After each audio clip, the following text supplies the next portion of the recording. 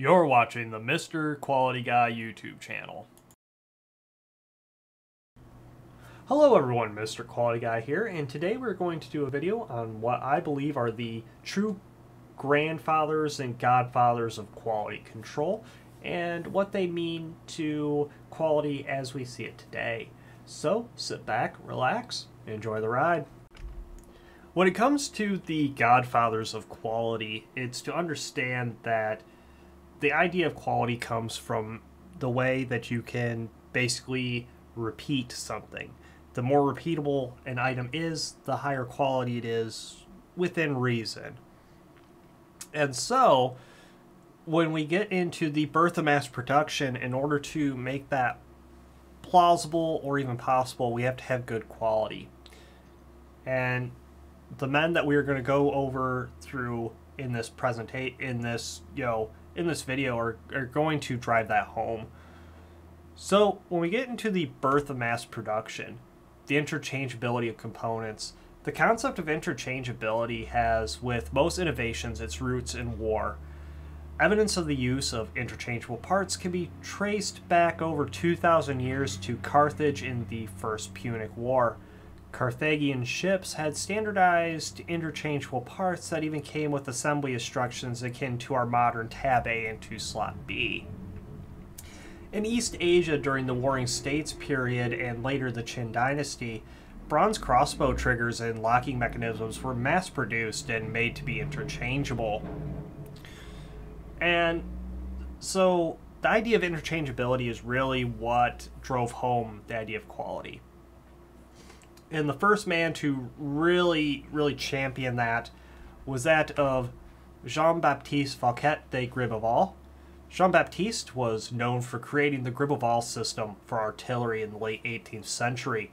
French General Jean-Baptiste Fouquet de Gribeauval promoted standardized weapons in what became known as the Système Gribeauval, after it was issued as a royal order in 1765. Its focus at the time was artillery more than muskets or handguns.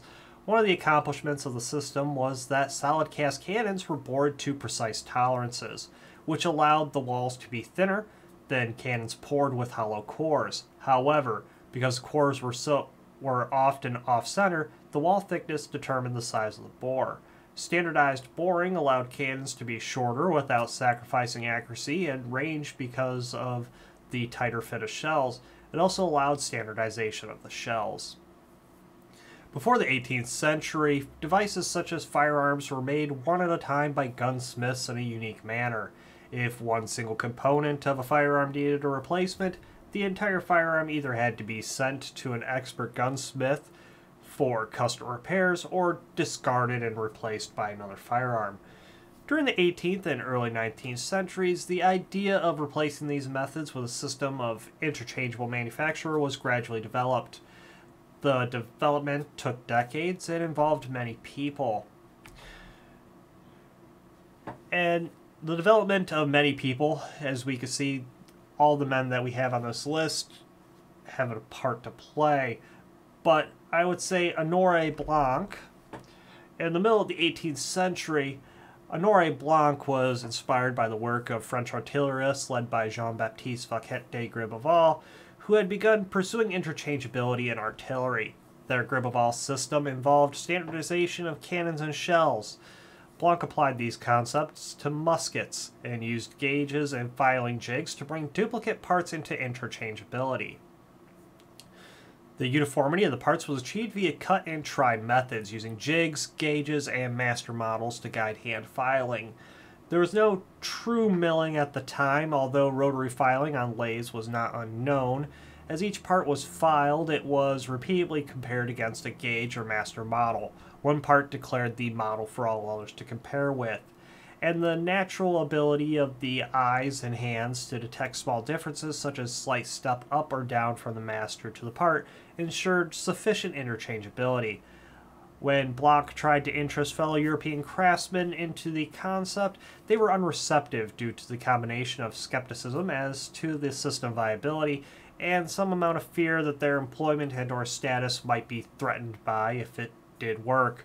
So Blanc turned to Thomas Jefferson, at the time the American ambassador to France, Jefferson quickly realized that such a system would free America from dependence on European sources of military equipment. Jefferson tried to persuade Blanc to move to America, but was not successful. So he wrote to the American Secretary of War with the idea, and when he returned to the USA, he worked to fund its development. President George Washington approved of the idea, and by 1798 a contract was issued to Eli Whitney for 12,000 muskets built under the new system. And after Blanc really drove home an idea, then we run into Louis de Tucsard. Though maybe not as influential as others, Tucsard deserves a mention as well. His greatest influence was in that he promoted Jean-Baptiste Fouquet de Greuval's idea of interchangeable parts for guns. The War Department then set up the armories at Springfield and Harper's Ferry, which set out to perfect the idea, despite the claims of Eli Whitney, who failed to deliver on his original 1798 contract until 1809, and who never achieved interchangeability. The American system of manufacturing was not perfected until inside contractor Captain John H. Hall realized it with his M1819 Hall rifle. Historian David A. Hounshell said, "The importance of Tucsard's book on artillery, as well as his informal teaching of officers in the Corps of Artillerists and Engineers, cannot be overemphasized." Thomas Jefferson's enthusiasm for Honoré Blanc's experiment with the manufacture of interchangeable musket parts and influence on American military of the rationalism of General Grabovall and his followers firmly established the intellectual and institutional basis for the rise of the American system of arms production. The pure rationalism of system and uniformity provided an adequate incentive for the pursuit of this goal. The United States War Department soon found the idea of interchangeability irresistible, and through its own armories and through private arms contract, it encouraged and supported attempts to achieve this end. Eventually, the War Department demanded interchangeability. Ordnance officers elevated the idea of interchangeability to an ideal and helped to transform it into a reality. And the idea of interchangeability is one that is very attractive. Why would I go and, have to wait a few months for something to be fixed when I could just go get a part and drop it in? And we're starting to run into that with modern vehicles where we're losing interchangeability in a way. But let's get to Eli Whitney. Eli Whitney has often been incorrectly credited with inventing the idea of interchangeable parts, which he championed for years as a maker of muskets. However, the idea predated Whitney, and Whitney's role in it was one of promotion and popularizing, not invention. Successful implementation of the idea eluded Whitney until near the end of his life, occurring first in other armories. The motives behind Whitney's acceptance of the contract to manufacture muskets in 1798 were mostly monetary. By the late 1790s, Whitney was on the verge of bankruptcy, and the cotton gin litigation had left him deeply in debt.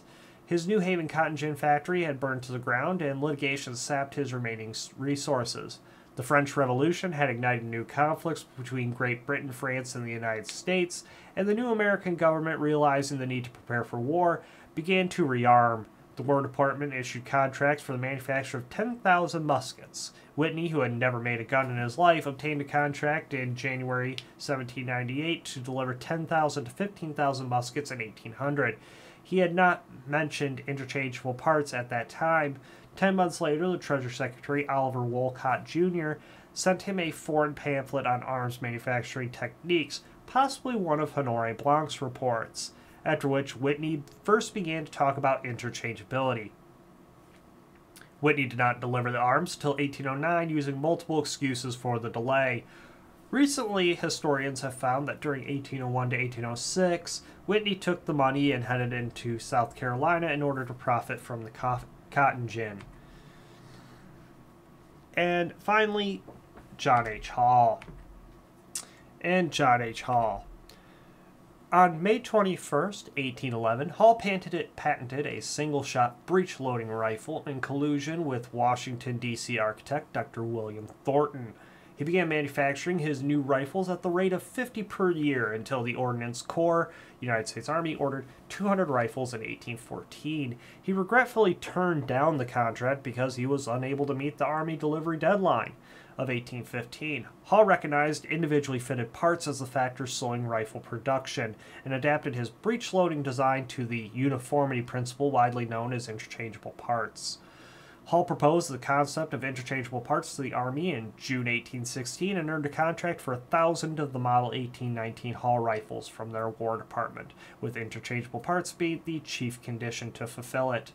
Hall spent more than 5 years and $150,000 of government funds at Harper's Ferry Arsenal, where he occupied an old sawmill on a small island in the Shenandoah River called Virginius Island. Hall's methods were novel for the time.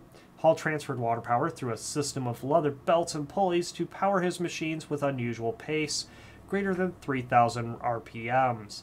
With efficiency, like most artisans used hand cutters and files, like his contemporary Simeon North. Hall began using this mill power to run machine tools and achieve the dimension controls necessary for interchangeable parts. He employed metal cutting machines attached with cutters and saws in the place of standard heavy labor, made from cast iron frames to ensure structural integrity and minimize vibration from the mill's belts. These machine cut surfaces would then be hand filed to ensure fit and interchangeability, verified by a gauging system Hall had designed. So, as we look through, there's one commonality between all these men, and that is the preparation of war. And that is true with most innovations, unfortunately, is that they are brought upon through war. So, thank you for watching, and have a great day. Alrighty, so that was my take on the Godfathers of Quality. I hope you enjoyed, and if you'd like to see more content like this, don't forget to like, comment, and then subscribe, and we'll get more content that way. So, thank you, and have a great day.